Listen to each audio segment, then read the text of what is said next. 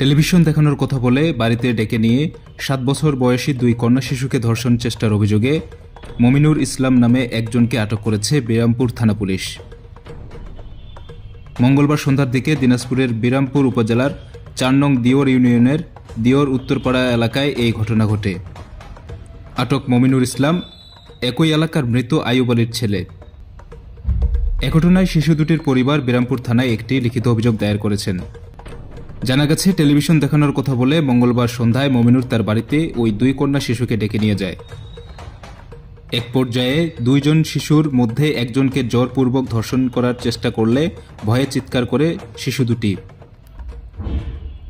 এ সময় তাদের গলা চেপে ধরে মেরে ফেলার হুমকি দিয়ে এই ঘটনা কাউকে না জানানোর জন্য ভয়ভীতি প্রদর্শন করেন মমিনুর।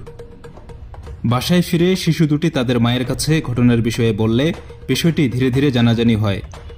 কৌশলে ঘটনাস্থল থেকে পালিয়ে গেলেও অভিযোগের পর তাকে আটক করে পুলিশ।